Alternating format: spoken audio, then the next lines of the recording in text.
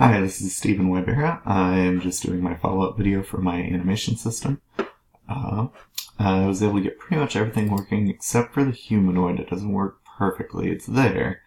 It's a little hard to tell. I'll show you in a little bit, but basically the humanoid shape is flipped over. I feel like the skeleton isn't quite right, but it looks right. It's a little strange, but other than that, I was able to get all the Teddy animations working as well as the controls. So inside of animation 20 bone, which was kind of the demo file we had, I just rebuilt off of that, reformatted it. Essentially, I have my load animation hierarchy, which takes the file name, writes a reference to the number of bones, as well as setting the scale and the positioning, or at least having that option. We go through here. Essentially, I pull in the file, read it through, pass everything into the buffer. I get some print statements to make sure all my data is correct, and create the pyramid model, create the null object, the game rigid object, and then run it through a loop to attach all of the bones to the proper place inside the PCS tree. So first one attaches directly to the game object rigid, otherwise everything gets passed to the parent. Now I'm searching using the node name. My initial problem, it turned out, inside of the converter, I was using the corrected name buffers that were included in the demo, but when it came to the parent name, I was just calling node name, or FBX node name get parent, so it wasn't including those underscores.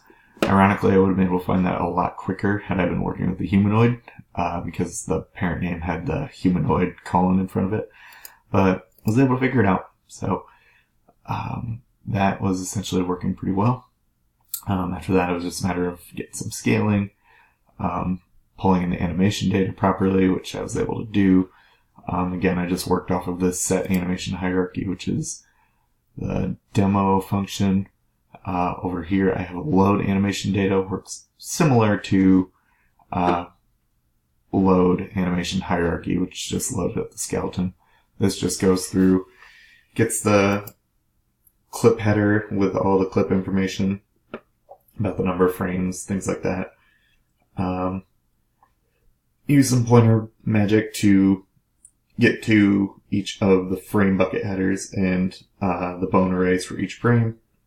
Run through, put all that in the appropriate spots inside of each bone array. Get some print statements, and was able to come out properly. Again, I was working off of the set animation data, but you already know about all that. The only other thing I have that I may not have mentioned was CPP. My animation controller, which I set these static pools just to register key bouncing issues. Again, process animation, work backwards off of this, but essentially I learned the trick to manipulating animation, whether it's playback speed or forward or backwards or whatever, is manipulating the time in some way and just kind of keeping track of states. So let's get started with the demo. As you can see, I added some print statements there. But you run this inside of game, and this animation actually moves a little quicker than it did on my laptop. So let's slow down the speed a little bit. So as you can see over here, I'm pressing the down arrow. It slows down the animation. If I press the up arrow, it speeds it back up. If I want to slow it down and then reverse the animation, I just press the left arrow key and it goes backwards. If I want it to go forwards again, press the right arrow key. If I wanted to turn off looping, it's a little easier to see if I slow this way down. If I want to turn off looping, I press the L key. Looping is off, and you'll see it stops right now. Now, I was able to keep track of state, so if I press play, it goes just, you can see one frame or so, but it doesn't, the looping prevents it from continuously playing. But if I press looping on, and then press play, it starts back up. So, pretty exciting stuff. Let me show you the animation and kind of how this is all working inside of game. Let's see. So I have the scale for both teddy and human. I'll show you human in just a second. Load in the skeleton file. Right now, this number of teddy bones is initialized to 0. Pass in the scale and the positioning of where I want the teddy bear. Next up, I load up the animation, pass in the number of bones that was gotten from the skeleton header. So that's written to this unsigned int here. Passes it via reference, so that way it keeps track of things. Let's switch over to the idle animation.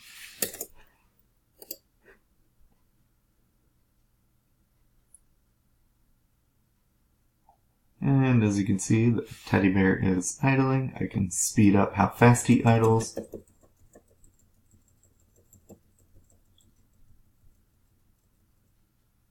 Move it a little bit quicker there. Slow it down. You can see it's starting to get slower.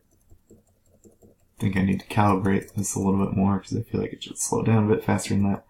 If I wanted to reverse,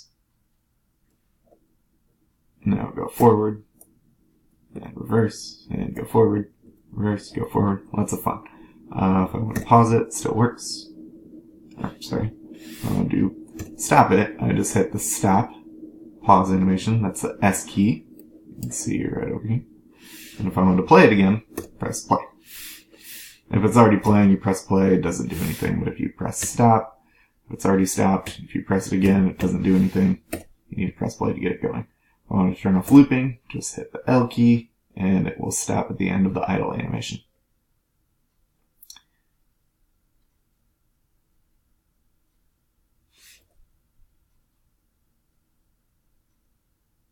And there. So that's essentially it for teddy bear. Let me show you the humanoid. Again, I need to clean up the architecture of this. Just wanted a proof of concept. So it's about to get weird. I hope you're ready. But here is the humanoid animation.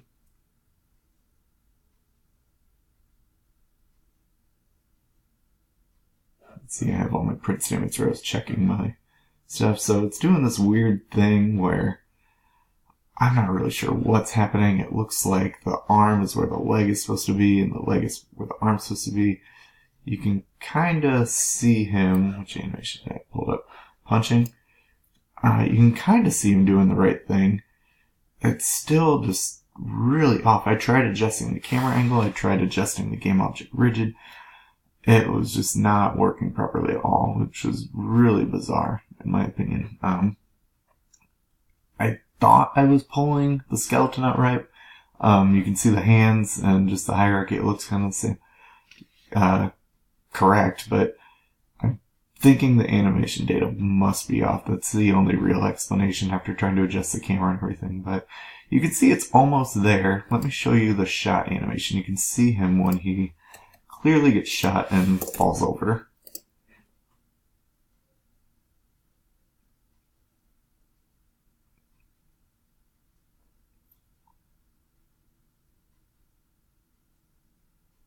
So you watch him, he's over here, looks like he's in pain, and then you watch him fall over and it looks like he's kind of doing the right animation. There. So really bizarre. It must be really close. Again, I'm not really sure how these values might be off. I checked them and I swear they're correct. So, but yeah, that is my animation system. I was happy to be able to get all this done. Just a couple of tweaks of little issues here and there, and was finally off to the races once I got through those. Mainly that stupid game object adding to the PCS tree by searching by the parent's name. I wanted to do it by index, but I thought it'd be easier debugging by searching by name. That way I could kind of step through and actually associate the name with the index number, which was a little more ambiguous. Ironically, it turned out to cause a huge problem. So strings are stupid. I want to replace that with indices because that'll not only be more efficient, but it won't be so error prone because, again, strings are dumb. As for my first milestone, let me just give you an update of where I'm at on that. So I have everything pretty much set up. I got a nice camera angle. I'm still working on the bounding sphere. I know I need to be abstracting that out and placing it into the game object. That way each model can have its own bounding sphere associated with its center point. Oops. Yep, I'm also trying to figure out what this stupid buffer error is that causes the camera frustum to go out. But I have several different camera angles. Oh, that just displays the rendering if the camera is out of, or the model is out of the frame of reference of the camera. Just some nice, fun, different angles there. All this will be a little more clear in just a second when I re-show you, but this is just a camera angle from my second scene. Just looking up and showing that perspective thing where if you adjust the perspective of the camera when setting it up, you can see really far away, or if things are out of the range, they won't render. Here are my other models I pulled in. I've got my taco. I've got everything all scaled, uprighted. I have 2 war bears, each with their own separate textures. I like my tacos the size of my Jeeps, so scaled that up a little bit. I was able to fix Astro Boy so it wasn't floating upside down like an idiot. So, yeah, that's essentially, whoops, looks like we hit a breakpoint. So, got a couple more bugs to sort out, but I just wanted to show you one more quick thing. Again, I think it's pretty cool. Like I said, that's the perspective thing from my other scene. You can see the camera frustum really far away. Kind of cool looking at miniature size like that, and you can bounce right back and kind of see where things are going. So, also, here's kind of where I'll end things for now.